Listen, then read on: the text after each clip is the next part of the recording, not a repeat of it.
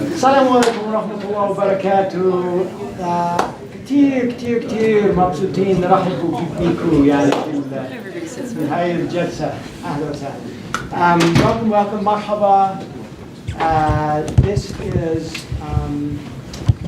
is a great opportunity that we have to have Professor Patrick Steffen with us from Psychology Department. Patrick is Mr. Move people along to make them feel good. Okay, we could use it in a healthy way. In a healthy way, right? So today we're focusing on thriving in Jordan and throughout your life. I just want to show you a couple of happy slides to get you in the mood for going to Jordan. These are some of the teachers that students had and would go out with, and these are some fun. You can see they're kind of having a good time. No explanation necessary. So this is one of our students, Eric, who came to study of Arabic, laser focus on working with refugees, and he coordinated all kinds of refugee volunteer work while we were in Jordan, and came home and got a job with the National Refugee Committee. So pretty cool. Some of his friends. Emma, I don't know if any of you know Emma. In the middle here. Again, not the best picture of her. We'll get a better picture of her in just a second. So Emma posted a while back, بحب الأردن وبحب الناس وكمان أكيد بحب عمان. I love Jordan. I love the people. I also absolutely love Amman. Had a great experience. Emma's a really, really interesting story. Emma had this experience where, right out of the chute, her speaking partner was the best. I mean, they just bonded, and she was really encouraging, and it was pretty awesome. Emma's given me permission to talk about her story, by the way. Emma's a history major. Yeah, she's a history major, and you know. Some people come to Arabic because they're like, oh, look, I love learning languages. And some people come to Arabic because they're like, I love history, or I love this or the other, and they're not as experienced in learning languages. And Emma didn't have as much background in terms as far as being a language learner, but she was very very diligent, and anyway, about halfway through the program, Emma's super tutor got a little frustrated that she with something that she was trying to teach Emma, and Emma, wasn't getting it like she wanted her to get it, and so she kind of thought, well, if I just really push her a little harder, it'll help, right? Well, it didn't help the way she pushed, and this was a cultural experience that's valuable. And anyway, so Emma said, yeah, it's not easy to make me cry, but I let the experience cry. But she wrote in her journal, this is the cool thing about it. She wrote in her journal, I had a great time going downtown and communicating with people. I don't need a perfect tutor anymore. It was an amazingly heads-up thing. This tutor had been huge in helping her get on her feet and really feeling good about things.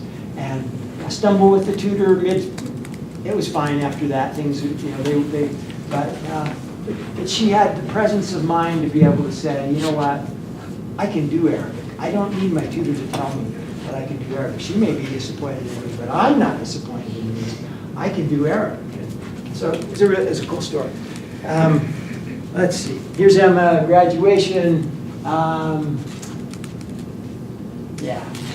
marvelous, marvelous, marvelous experience. So Emma, she made good progress, but not all the progress that she wanted to make while on study abroad. Surprise, surprise. And so she came back and she enrolled in the debate class, and I was so impressed.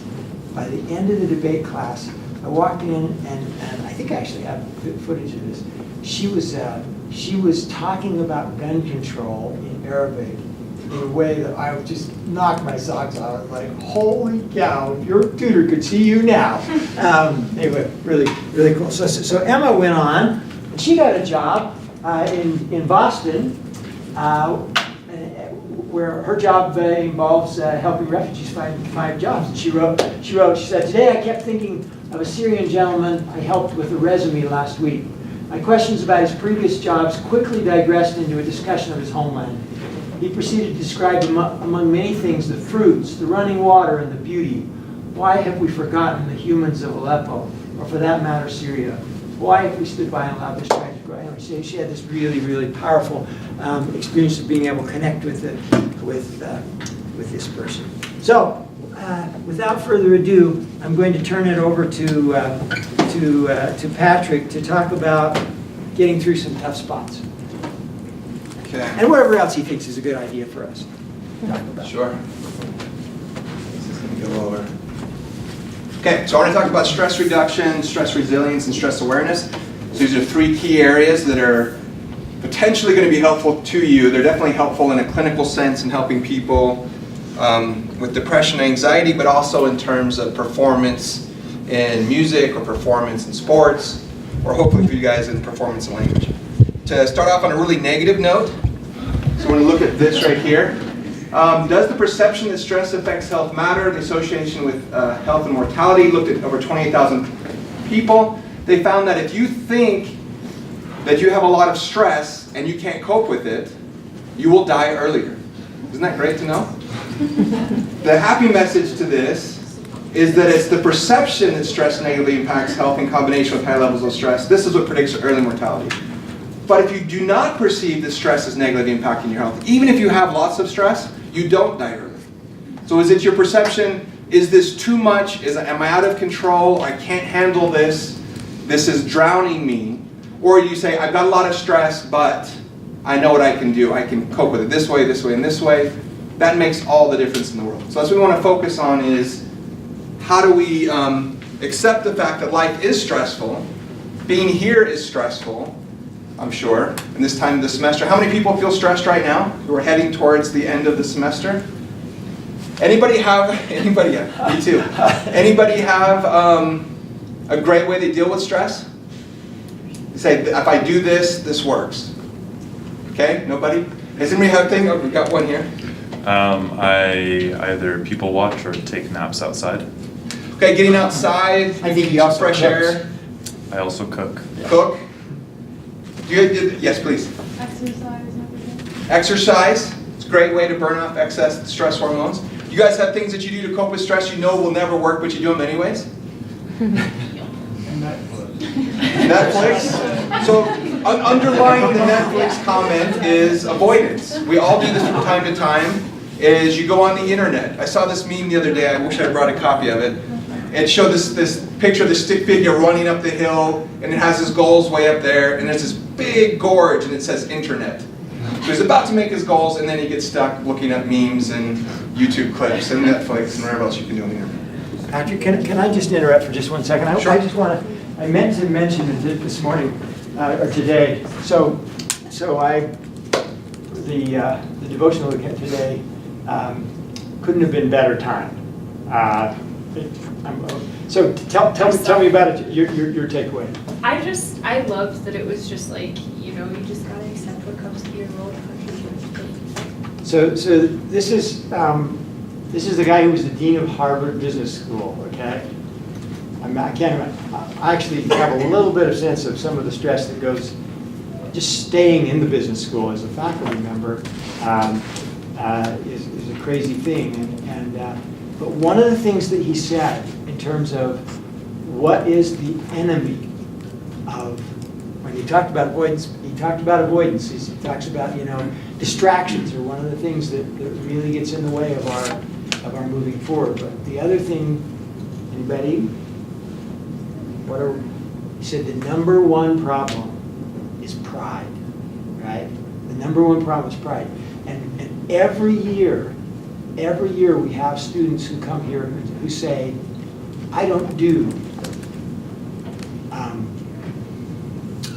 culture shock, right? I am above culture shock. And I can guarantee you that there is nobody that is above culture shock.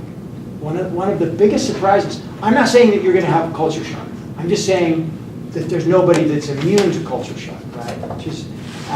And one of the biggest surprises of our Chinese flagship program has been that people who have lived in China for like years and come back and do the flagship program and then go and do our interns in China have experienced culture shock in ways that were totally unexpected to them.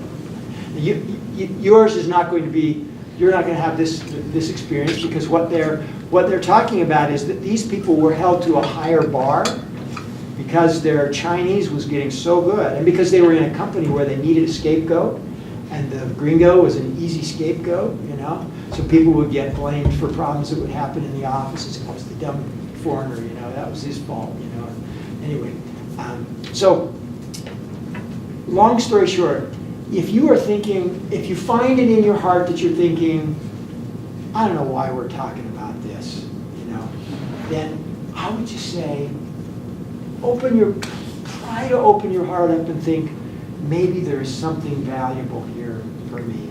Maybe even if I don't feel like I get stressed out now, maybe I will get stressed out, right? Maybe this will happen. Maybe I can learn something and I can help somebody else. Anyway, sorry for the interruption, but I just wanted to say, I know every time we've got, you know, sometimes it's sort of a macho person, sometimes it's whatever, yeah, I'm fine, this will never happen to me. And then it's sort of like, oh gosh, shit. So, maybe to give some background too, I've been involved with Kirk for several years now, looking at this, looking at stress and people going to Jordan. It was interesting looking at the data that we had. One of the strongest predictors of your success in Jordan is going to be your stress levels as measured by cortisol. You're not going to take anybody's hair this time, right? So you rip out some chunks of your hair and you analyze for cortisol levels. And one of the strongest predictors of your success in Jordan is your level of stress. So it's your ability to cope. So what I want to focus on is first talking about how do we move from distress to eustress. So Hans Selye, about 1936, I guess instead of saying coined, we could say popularized the term stress. It wasn't really used in our language. The problem with stress is we can mean both good and bad with this. And he tried to get this idea across with distress, meaning you have this perceived situational demands exceeding your ability to cope. But he wanted to balance that with this idea of eustress, which is a good stress, something perceived as enjoyable. This word didn't really make it into our language. You don't say, I was so eustressed today. I went to a wedding, it was so eustressful. For guys anyways, weddings are just distressful. But I love my wife, but the wedding thing was like all kinds of headaches. So we don't have this, but this is the idea of moving towards Jordan, is how do we move from seeing things as distressing to eustressing? Because like Kirk is saying, I guarantee you, living in another country, trying to speak this language, especially going up to people and starting conversations in Arabic is not going to be easy. So when we look at this idea that Selye had is, we do our best, so this is the level of stress and this is the performance, is when we're eustressed. So we want some stress in our lives. If we have too little stress, we're too calm, we don't perform as well, we're not as engaged. So we want to have some stress. We don't want to look at that as a bad thing. We want to think, this is a little bit stressful, but that's great because I'm engaging, I'm dealing with the situation. If we get too distressed, of course, we're going to get overwhelmed, and then we're going to probably shut down. So we want some stress. However, as far as measuring stress goes, it's always a little bit harder to define because each person's different. So how many of you look at this and think, first in line? How many of you? First in line for this roller coaster. Anyone seen this roller coaster? This is the Hulk at Orlando Studios, or Universal Studios in Orlando. How many would never be in the line for this roller coaster?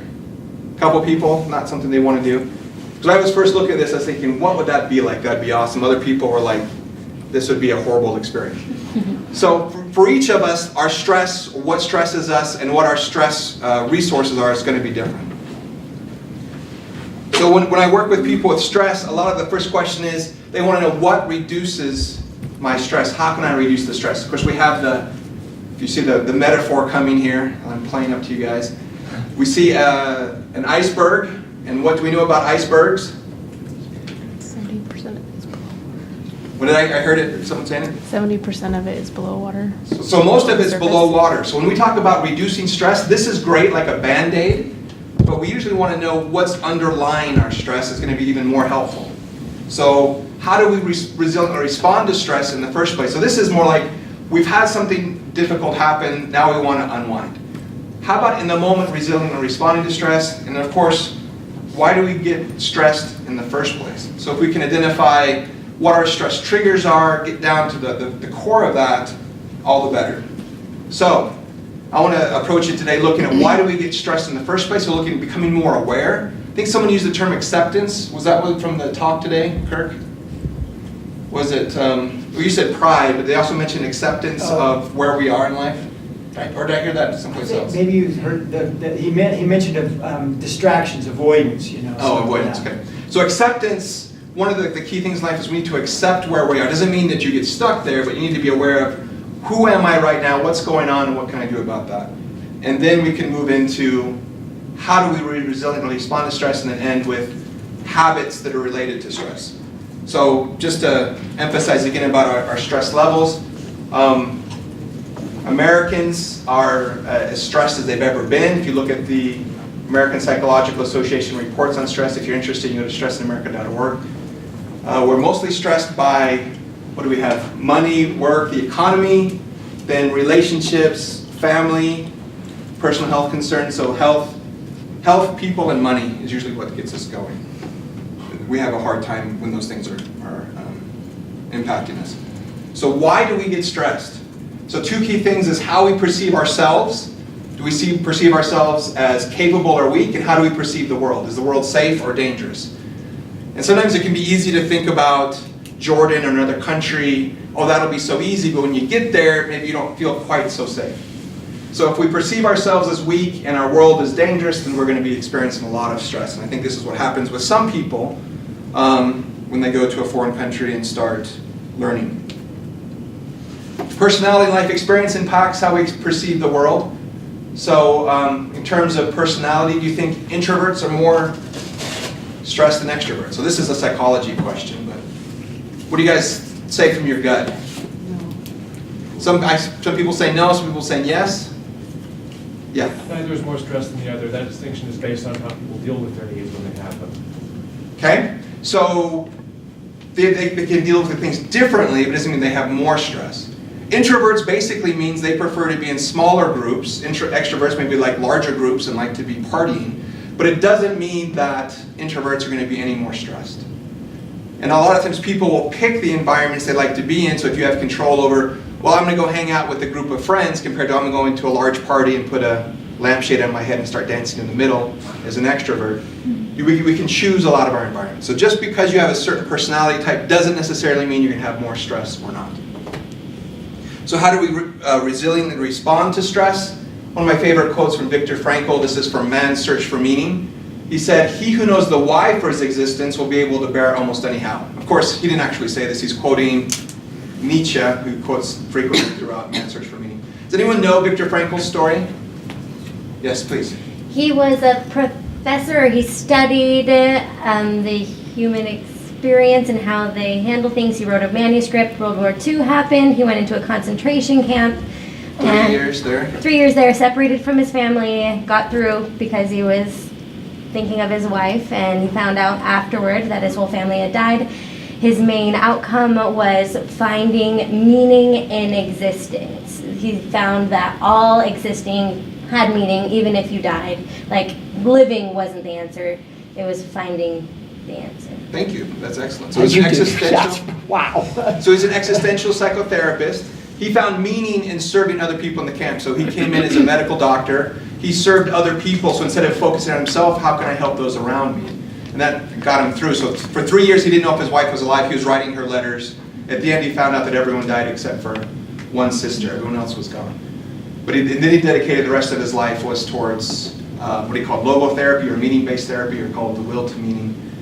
But I think this is true for anybody, that if you know the why for why you're doing what you're doing, it can help you overcome any how to do it. If you are strong enough in your belief of what you're doing is important, you're going to be successful in this. I wanted to go to the gospel principles for a second, because I'm a psychologist and it says personalities.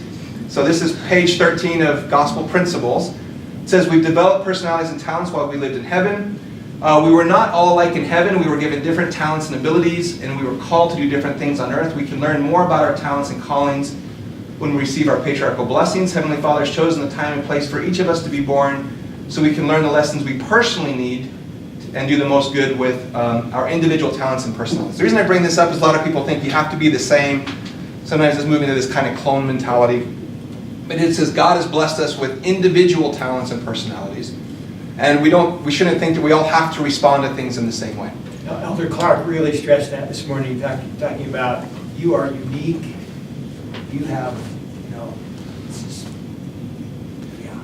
Yeah. So in bringing this up, when it comes to how you deal with stress, just because someone else is doing it one way and they're doing great, doesn't mean that's going to be the way that works for you. Or you shouldn't feel guilty, like they're doing this and seem to be successful. I do the exact same thing, it doesn't work. It could be that something else is going to be better for you.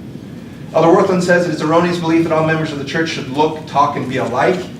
The Lord did not people the earth with a vibrant orchestra of personalities only to value the piccolos of the world. Every instrument is precious and adds the complex beauty of the symphony. All of Heavenly Father's children are different in some degree, yet each has his own beautiful sound that adds depth and richness to the whole. Again, don't be afraid to be yourself. So the next question, how do we resiliently respond to stress? So 3 exercises. This crossing the I-beam comes from corporate psychology, so maybe someone like Professor Clark might have come up with this. And then 2 that come from acceptance and commitment therapy, which is used a lot of BYU because it's based on a values-based approach. Imagining your funeral, not writing your tombstone. Sounds a little bit macabre, but it's very helpful. If you remember Elder Oaks' talk from October 2007 General Conference, I guess it's now President Oaks, good, better, best. Does anyone remember what he says about good, better, best? Does this ring a bell for anybody? So with good, better, best, we don't have time to do every good thing there is in the world, and sometimes the best falls prey to the good. So we need to look at what's best for us, and like, for example, in your academic development, your professional development, your spiritual development, your personal development, it's not going to be the same as for the next person. And just because something's good doesn't mean it's not robbing something that's better. So how do we define what's best for us? So I want to do just some brief exercises here, and then we'll wrap up with some ideas for general habits. So first, this is called the I-beam exercise. Imagine that this is a steel girder that's 100 feet long and 12 inches across the top. If I stick it outside in the parking lot, so what's the parking lot out here? I guess where the preschool is, preschool nursery area. And I stand on one end with a $100 bill and say, if you run across this I-beam while people are looking at you, wondering what the heck you're doing, if you come across right now, I'll give you $100. Would you do it? It's not that much, right? It's not that big of a deal. Even if people are laughing at you and pointing the finger at you and saying, you're such a silly person for doing that. You'd be willing to be silly for $100, wouldn't you? Sure. Okay, so now we're going to take this to the JW Marquis Dubai. This is the largest twin hotel in the world. It's 1,165 feet, 77 floors. I'm going to bolt this 100-foot I-beam across the two. I'm going to come up this tower, and you're going to come up this tower. And I'm going to stand on one side with that $100 bill. Of course, since we're up high, it's going to be a 40-mile-an-hour wind, and the I-beam bows a little bit because of the tension between the buildings, and they're never completely still when you get something that big. But you cannot get on your belly and hug to it. You have to walk one step in front of another. And I wave this. If you come right now, I'll give you this $100. Just make sure you have a wallet with you, because if you fall and splat, we need an identification to figure out who you are. How many of you come? Okay, well now I'm going to be really super nice. I have $10 million tax-free. If you come right now, wind's picked up a little bit because we're in the desert now, it's like about 80 miles an hour. Maybe some sand in the air, get in your eyes. How many come for $10 million? Why not risk it? You can stop school. You can live off, if you get a good investment, 10% interest, that means $1 million for the rest of your life. Could you live off of that? Think you can manage $1 million the rest of your life? Cover your wants? Nobody? Nobody's willing to raise their hand for that? Maybe. Got some people that are thinking, yeah, tired of school. Okay, now I'm not Mr. Nice Guy anymore. I'm going to be a very mean person. I have your nephew by the hair. I'm hanging him over the edge. If you don't come right now, I'm going to drop him. How many of you come? Which nephew? Which nephew? 2-year-old nephew, not a teenager. Okay, that's terrible. It's not a teenager. I have a 2-year-old child that's dear to you. Make sure it's clear, this is a dear person to you. I'm going to drop them if you don't come. How many of you come? Do I get the $100 too? I'll give you 100, but not the 10 million. So there you've identified a core value, which is you're going to work hard, sacrifice for people that are dear to you. People that you feel that need you. With that, you can also think, what are you willing to die for? The flip side of this question is also, what are you willing to live for? What are you willing to sacrifice your life for? One of the things, since you're here, is you want to go to Jordan. You want to learn Arabic, or be able to speak it better, speak it more like a learning from the native people. So this is something that you're willing to do. You're willing to go out there and do that. Okay, let's go to another one. So this is common in acceptance commitment therapy, which deals with accepting where you are and then committing to do those things that will move you towards your ultimate goals, or the things that matter most to you. But imagine that you're at your funeral in spirit form and you're listening to the eulogy.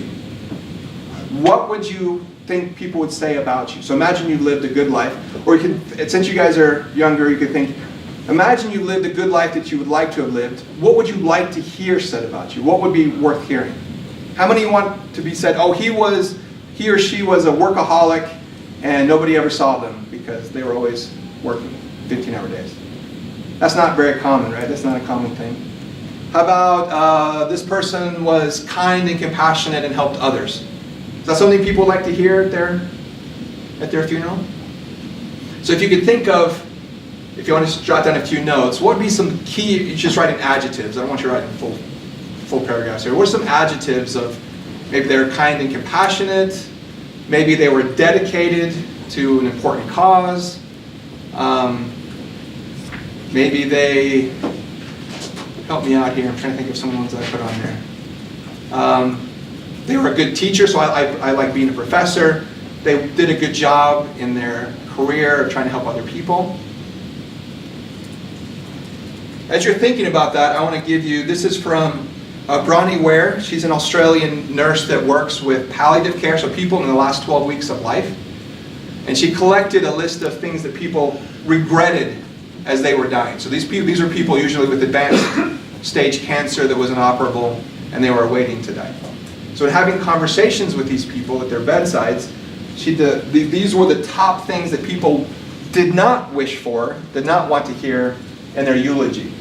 So I wish I'd had the courage to live a life true to myself, not the life others expected of me. So thinking of the gospel principles of we have our individual talents that God has given us, and we have our own personal abilities. And instead of thinking what's culturally acceptable or what do people in my group like to do, is what personally am I good at, or what do I feel that I'm inspired to do. I wish I hadn't worked so hard, so there's a workaholic. I wish I had the courage to express my feelings. So to be more open about how we feel. This is especially hard for gringos. I'm married to a Venezuelan that always complains about gringo coldness and standoffishness. But every culture has its good and bad, right? Because you're learning that as you're exposed to different cultures. I wish I'd stayed in touch with my friends.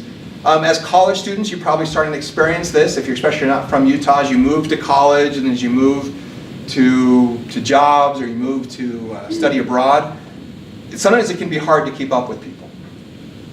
I wish I'd let myself be happier, so to enjoy our lives more. Okay, so the last one is the tombstone. So just as a joke, this one says, told you I was sick. And this one, I really love bacon, so I put that on there. He loved bacon. I want his wife and kids too.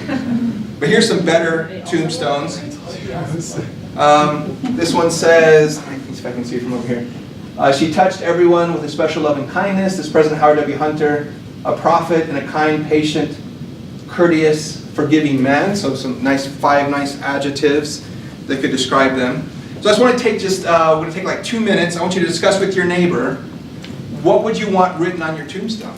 Usually this isn't picked by you, right? Because I know when we've had funerals in my family that we picked what's said on there. But if you had the chance to pick what was going to be on your tombstone, what would be something that you would like to be remembered for? Okay, I'm going to give you 2 minutes. Ready, go. Talk to whoever's next to you.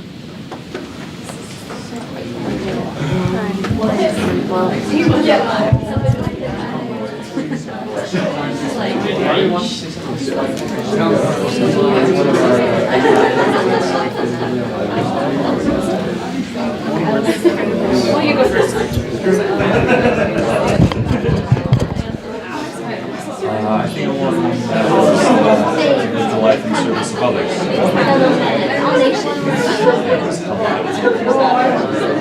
I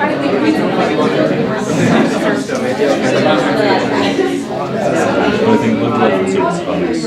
Wherever the mouth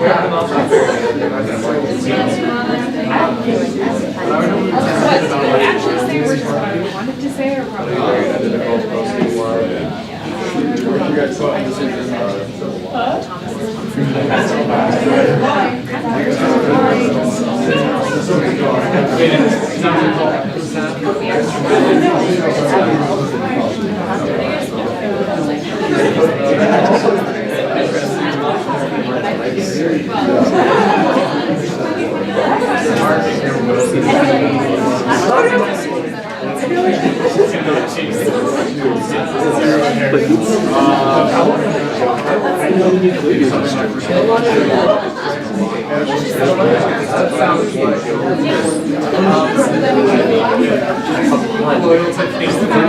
Yes. I would love life. So I would practice. Okay, 20 seconds. Finish off your thoughts.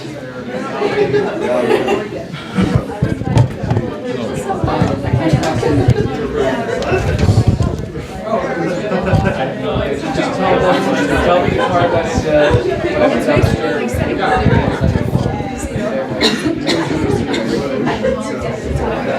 that's fair.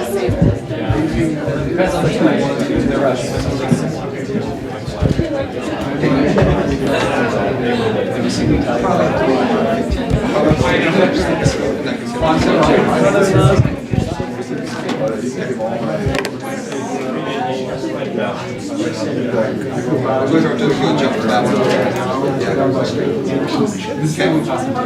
So as people finish up their conversations, just out of curiosity, what are some things that people would like to have on their tombstone?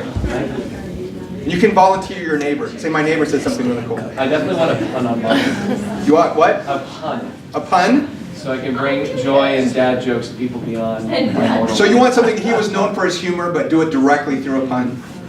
He liked to make people smile. Exactly. Okay? That's a creative way of doing it. What else? Feel free to volunteer your cool neighbor as well. You don't like your own. One more, come on. Someone? Please, thanks. Mine was some sort of like emergence of how people see me the way I see me. So like having those align somehow. So you're able to help them express that in some form. So be able to express yourself and be known as you're known. Yeah. Okay? And we talked about his loyalty, like revolving around loyal father, loyal whatever else. So he was loyal, there for people, Mhm. people who they could count on him to be there and do what he'd say he would do. Okay? Excellent. So I want to go through a couple of quotes that I think can wrap up what we've been talking about. This is from Howard Thurman. This is one of my favorite quotes of all time. He says, "Don't ask yourself what the world needs. Ask yourself what makes you come alive and go do it. Because what the world needs is people who have come alive." So I think when we can truly pull from ourselves and our own personal talents instead of trying to be what other people think we should be, which is always hard to do, then we're going to be truly engaged in life and we're truly going to make a difference because we're going to come from our areas of strength instead of coming from trying to be a people pleaser, trying to do what other people think. This was a hard thing for me when I first started practicing acceptance commitment therapy as a therapist, is I found myself as a psychologist, when I first trying to establish my personal values, was saying culturally acceptable things for what a professor should be. And I found out 6 months after doing that, I'm like, this isn't motivating me at all. It has no impact on my life. So I went back and redid it and realized that there were some deeper things that mattered more than some of the professorial stuff.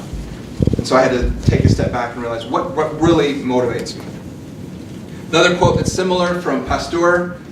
First, kind of defining enthusiasm. En means within, theos means God. So enthusiasm means having a God within, being one with God or being inspired by God. So the Pasteur quote comes, "The Greeks bequeathed to us one of the most beautiful words in our language, the word enthusiasm, in theos, a God within. The grandeur of human actions is measured by the inspiration from which they spring.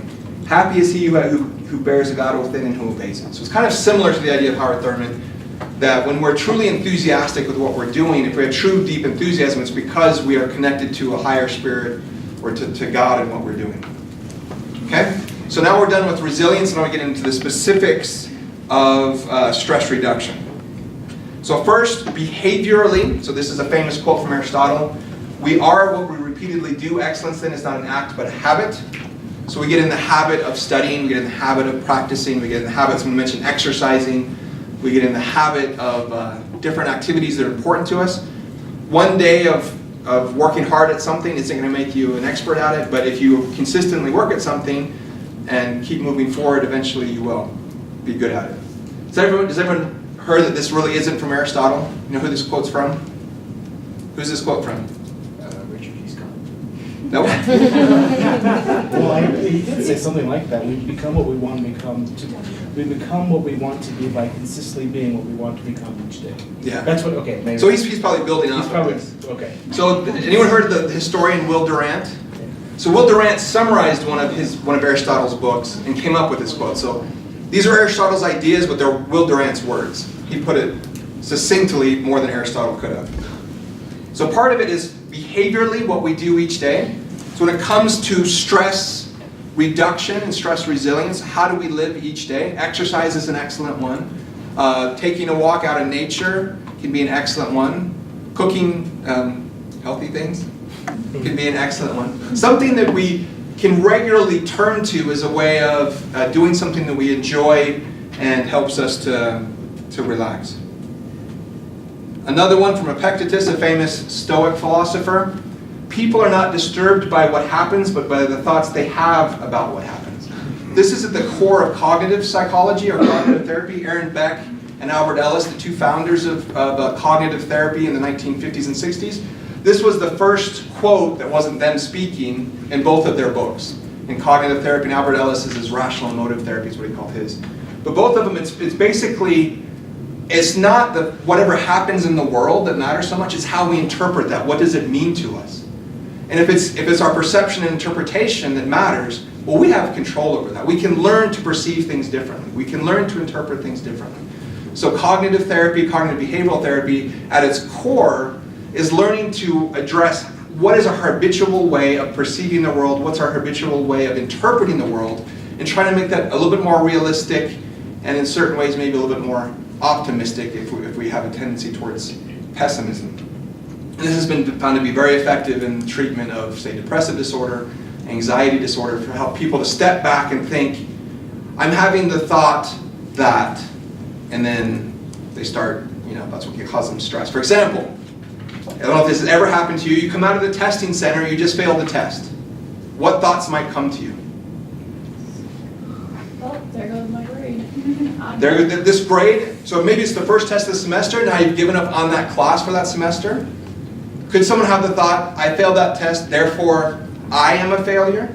So you've moved to, I had an event that was negative, but you made a huge leap to, your overall being is a failure. So that's commonly seen in people that are prone to depression, prone to anxiety, is that they will jump to these conclusions. So that the therapy will be focusing on looking at the rationality of some of these assumptions. Acceptance and commitment therapy, I really love what they do, is when you have a thought that's stressing you out, you're thinking, I'm not good enough, or I'm not going to be able to do something, is to get separation from the thought by saying, I am having the thought that. So if you say, I am a failure, just say, I am having the thought that I am a failure. To help you realize that it's a thought and not you. And you can even separate yourself even further by saying, I notice that I am having the thought that I am a failure. Because it's just a thought. Your thoughts, you are more than the sum of your thoughts. Thoughts are things that come through your head that are evaluative about what's going on in your life. but they're not you. You are more than any set of thoughts or any group of thoughts that might be coming towards you. So key in psychotherapy to dealing with that stress is getting separation, getting an objective viewpoint, and thinking about what's going on there. And writing, one of the things we stress is that writing can really help you do that. Yeah. And when it comes to writing as therapy, there's a number of studies that have shown as you just write about stressful events and write about your emotions, that can be therapeutic in and of itself. So right there, I guess we could say, if you don't feel guilty enough with the church, then you should keep a journal. There's another reason you should keep a journal. But if you write negatively, it might sound kind of counterintuitive, but if you get all your negative emotions out the first time, and then as you write on successive days, kind of work through it, that can be very therapeutic because you're getting out these feelings on the piece of paper. Then you can come back and think, well, how much of this is true and how much of this is just my worries or concerns and aren't really objective facts. William James, one of the father of American psychology, said, the greatest weapon against stress is our ability to choose one thought over another. So in addition to saying, I notice that I'm having the thought back, we can also choose, I'm going to think about something else. Instead of I'm focusing on being a failure, you're going to think about, well, this time I did not do well on this test. Physics 105, anyone taken that? Usually Physics 105 people can talk about bad experiences in that class, or 106. And say, well, this was a bad test. Next time I'm going to prepare, I'm going to do better.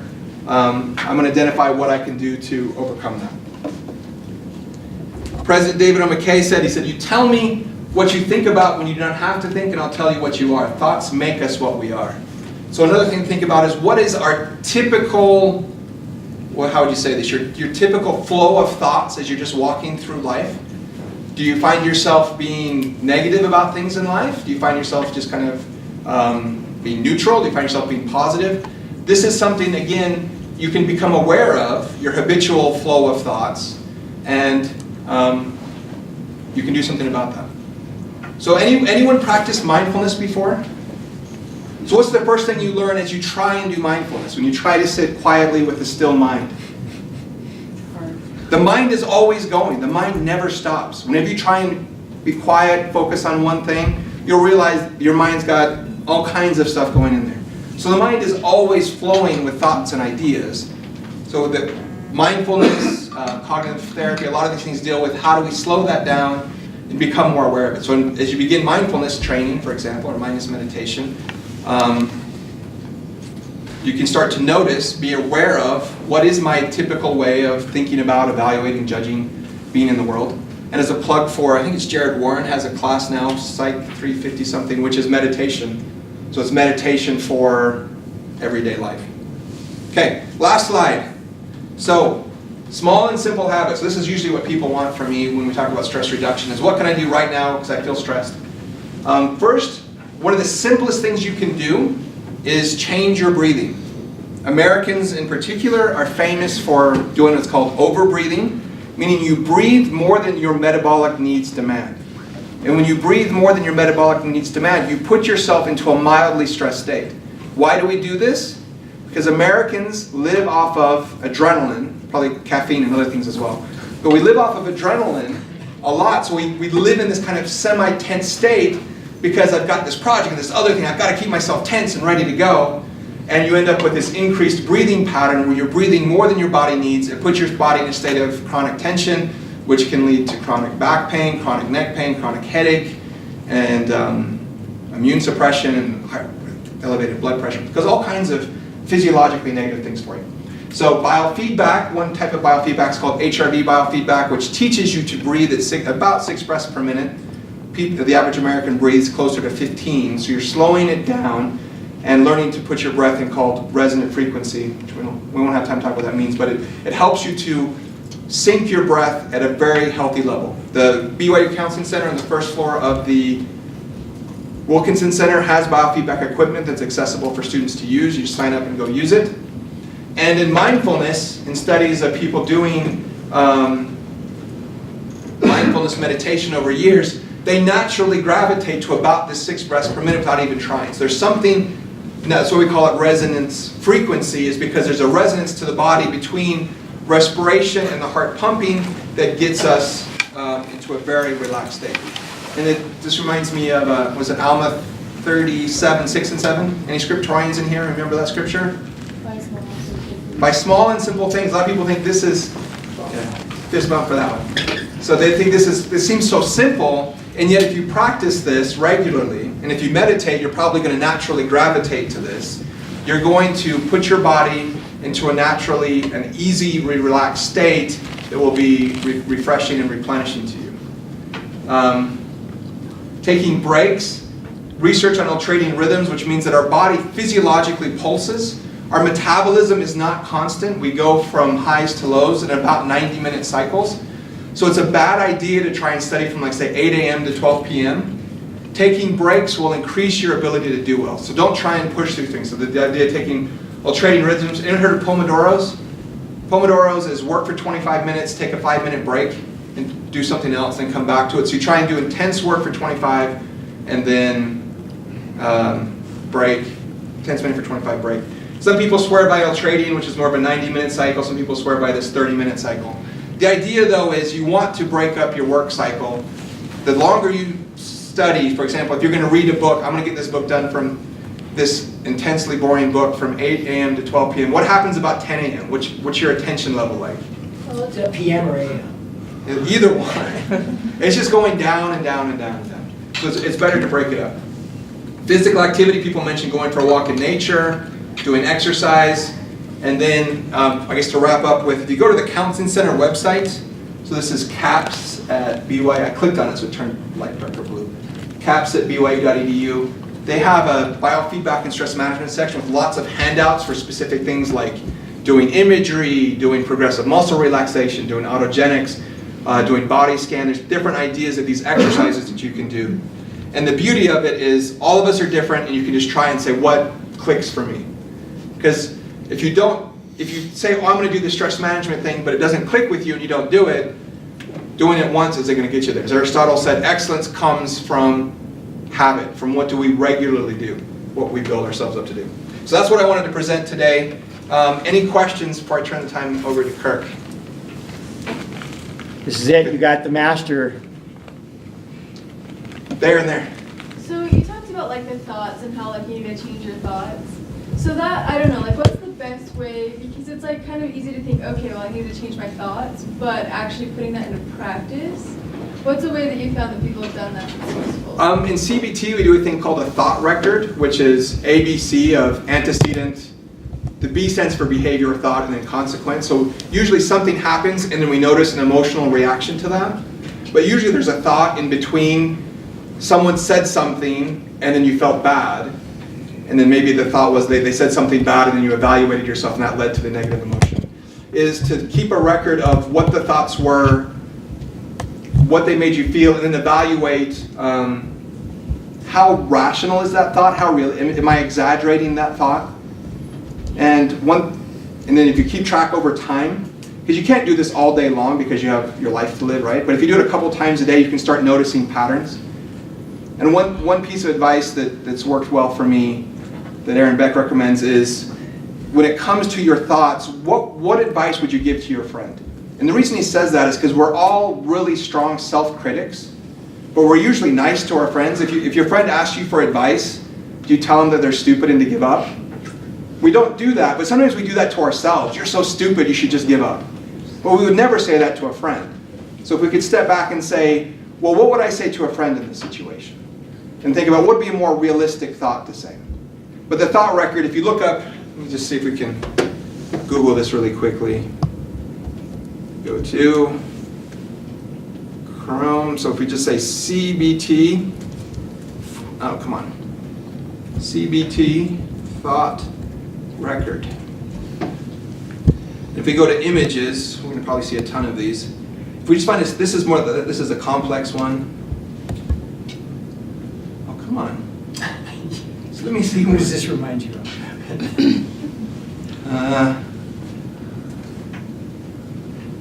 Bro. I always pick the wrong one. Well, you see there's different columns. I prefer the 3-column one. I'm seeing CPC one just has 3 columns to it. All right. A lot of these have 6 columns. Oh, what's that right there? That looks like 3 columns. No, it's not 3. Top right one has 3 columns. Right there? Okay, 3 columns. See if you can please show it to me in a bigger form.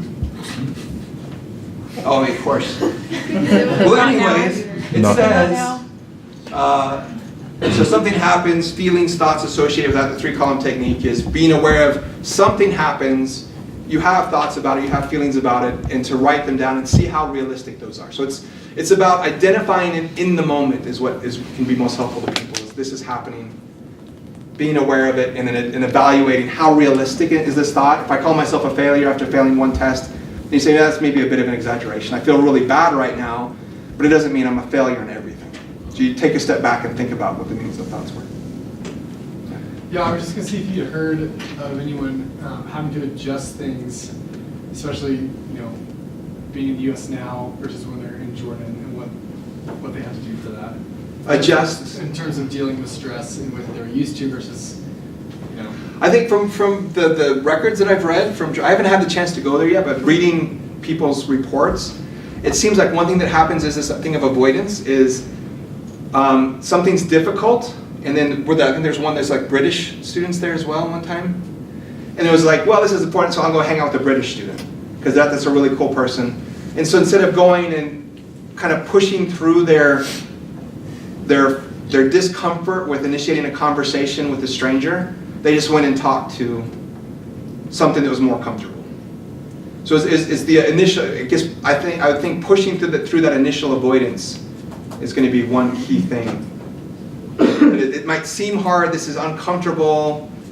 We all do this, especially when you're tired, having a bad day. I deserve that piece of cake kind of mentality, or whatever it is. I just don't want to deal with this today, and so you do something that's easier, but it's not in line with what your goals for going to Jordan are. Yes? Maybe a thought on the way that people adjust their behaviors. I think that something I saw with people who were like, I don't want to engage in this avoidance behavior, but then they found suddenly that a lot of their healthy stress management behaviors were out of reach. So someone was like, yeah, every week I'll go see my family, or I have these friends that I talk to. There's various support structures that they no longer have. Their church experience is different for a lot of people. Some people will be going to church and it'll all be in Arabic, and then suddenly this form of support structure is now not there. So I saw a marked difference between people who were actively saying is this what's a healthy way to deal with stress now? Because you very quickly move to oh, I don't have those other behaviors that I had in the past, so now I'll go watch Netflix, or I'll find someone to talk to in English, or I'll just skip the classes or appointments that are causing me stress, rather than doing something oh, I will find an activity like a sport that I used to do that I can do here, or I'll find these various hobbies that are still available to me, or create new hobbies that help me deal with stress. So I think that was something I saw. People suddenly didn't have a support structure and didn't know what a new. You don't automatically fall into healthy stress management behaviors most of the time. That's an excellent point, is when you're in Jordan, you're not going to have the same things available to you. For example, visiting your family, or maybe even going for a run. Maybe you don't feel safe in a neighborhood, or there's not a gym available. So your default relaxing activities aren't there for you. So to keep that in mind as well. So if Kirk wanted to come up and show one slide before I have to take off. Oh, yeah, while you're here, I'm trying to keep that, turn off or whatever it is. Thank you so much, Patrick. We really appreciate you coming. And I should say that one of the things that we've noticed is that it's really easy to kind of get into a tunnel thinking of I have to do it this way. And instead of stepping back and thinking, this isn't working for me as we are doing it now, is there another way to do this, right? To find somebody to talk to. And for example, I told you the story of the young woman who on the University of Jordan campus, she could not directly approach people. She couldn't walk up to somebody and say, I have to talk to somebody, please talk to me, okay? But she found a creative solution, and so she would look for somebody taking a selfie and say, oh, can I help you? There's a couple of people trying to take a selfie. She, can I help you? And they're like, oh, cool. We've got this American who's going to come in and help us take this picture. And she'd take the picture, no problem. They were in, you know. All she needed was to just look for somebody taking a selfie, and they were everywhere. And she was in. That was brilliant. So, okay, let's go to, where's our slide? I know you're here. Right there. Is that it right there with your? No, That's it's not not the it. can-do statements. I'll maybe just show you the one, I'll just show the one I sent you. Ah, why can I not find this slide? Over to the. It's all right, I know where it is. You saw it? Oh, maybe not. Not No, that. that's not it. Okay. I'll just look at the one I sent you. Oh, Lynn, not the ones I sent you. Man, that's you, my love letters. Today, he went off script to those who weren't there. You really have to see this. You really have to see this. There we are. There it is. Okay, there's this cool guy. You pronounce his name Csikszentmihalyi, okay? There's this cool guy who's been involved for years and years. He was involved in like what was, you probably can, I'm sure you can summarize better than me. It was like what made people's lives worthwhile. I mean, he was really into looking about, and he's the guy who coined the whole the term flow and so forth. I actually think he also a Holocaust survivor. It seems like there was a real he came out of some kind of tragedy. In any case, this is a major figure, and what I love about this chart is how it is relevant for us in terms of agency. Okay, you are not just like a billiard ball out there on the table, and you know, here comes that stupid white ball again, whack, and we're all bouncing all over the place. Right? We are not just about being acted upon. We are agents, and which is a huge thing in psychology today, which is really really interesting. But anyway, he has this. He talks about getting in this flow zone and getting into the zone, right? And you can do a lot to structure your experience so that you're having a happier experience, more likely to get into flow. So, for example, when students first arrive in Jordan, usually their skills are not up to a lot of the challenges that they're going to meet. And so they can strategically do things like go to the university and make sure that you jumpstart with topics that you are comfortable with. Like, tell me about your family. And then you're like, I'm ready to talk about mine. You don't go up to somebody and you say, oh, so you're studying nuclear physics. Tell me about it, right? Unless you're a physicist and well prepared, that's not the way to go, right? But if you're did we talk about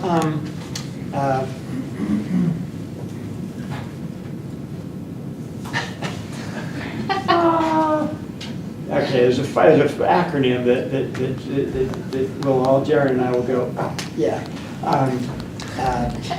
Anyway, it's where you basically you talk about family, occupation. Forte. Forte, thank you. Family, occupation, recreation, Travel. education. Thank you very much. Awesome. So It's my forte. So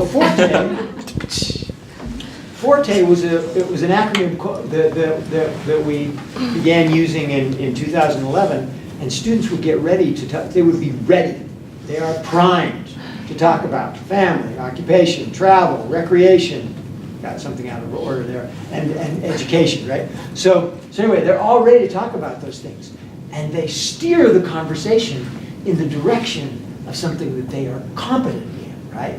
if you can tell these stories about your family, you can probably kind of follow if somebody says, oh yeah, well my brother, somebody starts talking about my brother is studying, you're all ready for those kinds of talks, right? It's like, then you can slowly, as your skill level comes up, it expands as you move beyond Forte, then you can handle more challenging conversations, more topics. It might be Thomas, you might be really getting ready for a certain discussion on a philosophical nature, and so you don't want all of the possible philosophical discussions.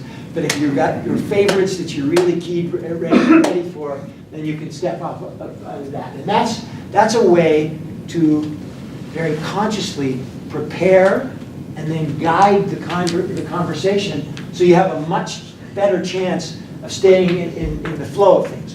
You will experience boredom. You want to talk about the boring things that happen? I mean, sometimes you're going to be in a cab and someone's going to be like, well, Arabic's the hardest language. I don't know if you know this, but the verbs change if you're talking to a woman. You're like, really? So you might not feel like it now, but there's things that people will assume that you don't speak Arabic at all, and they'd be like, I got this. And other times you're like, I definitely do not got this. But there will be times that you're going to be like, I could up the challenge right now, and that's a fun place to be because the ball's in your court. And then there are some topics that people just want to, like for example, some of the women have complained that I do not want to talk about wedding dresses. Again, I don't want to talk about wedding dresses. No, not wedding dresses. A bunch group of girls who are like, oh, like, oh. And then and guys, it's sort of like, oh, let's talk about sex. You're like, no, I don't want to talk about sex. Okay, and like. Anyway, so this gets old. Anything you would like to add to the flow thing? I've never seen that before. I think that's really cool. I think in terms of eustress to distress, that realize that it's not static, that you're going to be changing over time, and what's that optimal zone is going to shift hopefully over your course in Jordan. You're going to be able to be more in the flow state the longer that you're there. Absolutely, and there's that's great. Thank you so much. We really appreciate you coming. Yeah, take your cable and I'll plug mine in. We got a little intermission here, 6 o'clock. We'll here. Let me get the musicians. Go ahead. Okay, thanks. Thank you, Professor Stefan. Thanks, guys.